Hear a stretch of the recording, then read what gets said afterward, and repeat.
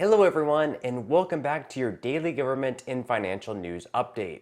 As always, I'm interested in hearing your thoughts on everything, so make sure to give this video a like, but also leave a comment giving your thoughts on everything that is currently going on. Okay, so later this week, the U.S. Bureau of Economic Analysis will be releasing its estimate of economic growth, otherwise known as GDP, for the second quarter of this year. After the first quarter of the year determined that our GDP decreased by 1.6%, it would take just the second quarter of this year to also be negative to officially show that, guess what? Yes, we're in a recession.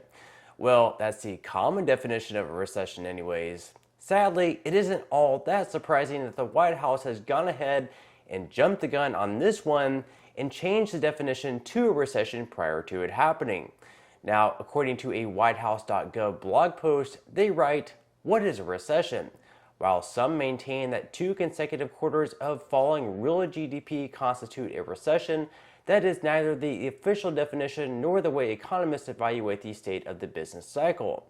Instead, both official determinations of recessions and economists' assessment of economic activity are based on a holistic look at the data, including the labor market, consumer and business spending, industrial production, and incomes. Based on this data, it is unlikely that the decline in GDP in the first quarter of this year, even if followed by another GDP decline in the second quarter, indicates a recession. And so the very definition of what a recession is, 2 consecutive negative quarters of GDP growth, the White House is now saying isn't actually a recession. Funny how that works, at least when President Biden is in office.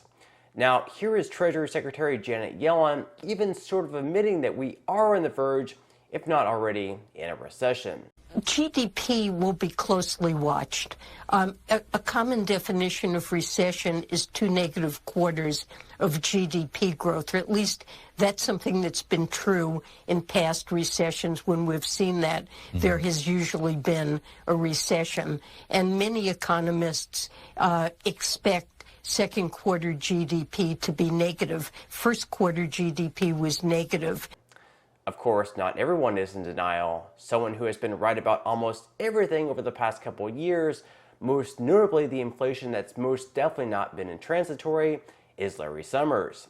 Summers also just happens to be a former economic advisor of Barack Obama, and now he's saying that there is a very high likelihood of a recession, and it's also very unlikely that the U.S. will have a soft landing.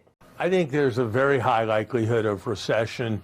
When we've been in this kind of situation before, recession has essentially always followed. When inflation has been high and unemployment has been low, soft landings represent a kind of triumph of hope over experience. I think we're very unlikely to see one. Of course, while a recession is always painful to an economy, there's something that could be even worse right around the corner. That is stagflation.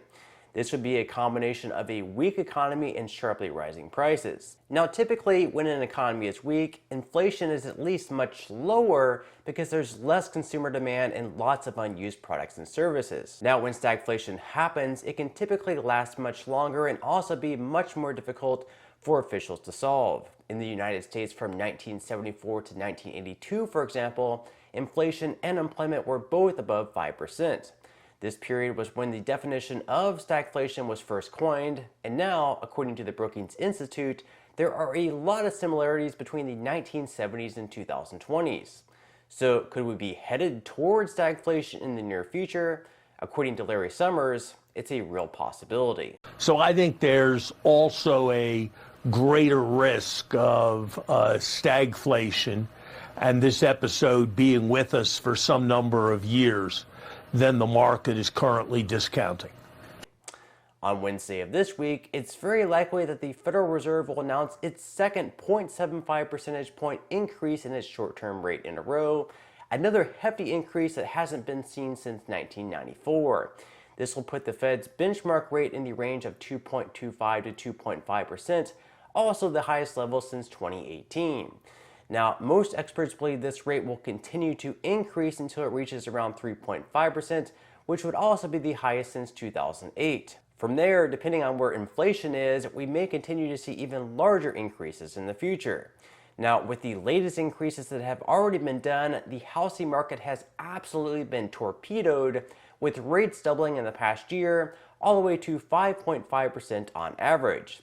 Sales of existing homes have also fallen for 5 months in a row, and on Tuesday, when the next report comes out, it's very likely that that number will increase to 6. So definitely some times of uncertainty ahead, which for people on fixed income such as Social Security is indeed very scary. This year, Social Security beneficiaries received a cost of living adjustment of 5.9%, which sure may have helped in the beginning, but now that inflation has soared even more, most notably at the pumps, those increases have been completely wiped out. So now, for next year in 2023, beneficiaries are looking at receiving an even larger increase, an increase that would be the largest around 40 years. According to Mary Johnson, a Social Security policy analyst at the Senior Citizens League, which is a nonpartisan senior advocacy group, for 2023, she expects the cost of living adjustment to be as high as 11.4%, if inflation continues to surge in the third quarter. She said by December 2022, I estimate that the average retired worker will be taking home $1,683 per month. An 11.4% cost of living adjustment would, therefore, translate into a monthly benefit increase of almost $192 come January. In short, the average retired worker could be bringing home up to $1,875 a month come January 2023. So a near $200 a month increase would certainly be helpful, but with inflation also on the rise, that increase would also more than likely be wiped out by rising prices. Whether it's food, transportation, or medical care, the extra $200 per month will more than likely be wiped away rather than being able to be saved. So while this is great news, potentially seeing that big of an increase, unfortunately for seniors, inflation is most likely going to eat away at any of the hikes in pay. But let me know in the comment section below if you're currently receiving Social Security benefits, how difficult has it been getting by on your current monthly pay, and how much would you like to see it go up by in order to be able to live with a better peace of mind. Okay, now moving into some money news, where the stock market will once again open up today, where stocks hope to feed off the momentum from last week.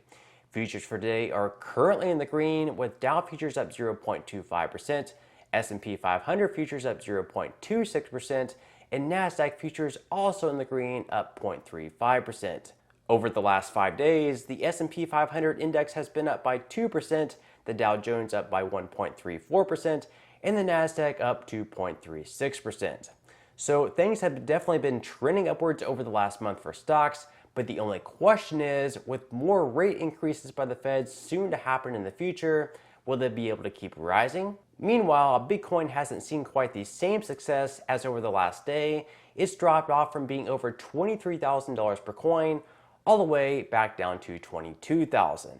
Still, in the last month, it has been up by 3%, seeing a small jump after the large drop off from March when it saw highs in the 47,000s.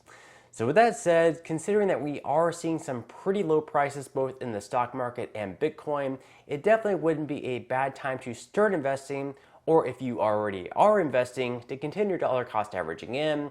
So if you would like to receive 7 free stocks and $5 worth of Bitcoin, in the comment section below, I will be leaving a link where you can receive just that from my partners in Webull and Robinhood. And even if you don't feel like investing at this time for whatever reason, once you receive the free stocks, you can always sell them for what they're worth and transfer that money right back to your bank account. Now, in total, you should be receiving a value of around $50 or more, which will be taxable, but still, you can think of it as some free extra money with just a few minutes of work. But on that note, I'm going to go ahead and wrap up this video. If you enjoyed the content in today's video and you would like to see more like it, make sure to give this video a like, subscribe to my channel, and also ring the notification bell. That way you will be the very first to be notified when I do release future videos. But until next time, I hope you have a wonderful day ahead, and I'll see you in the next video.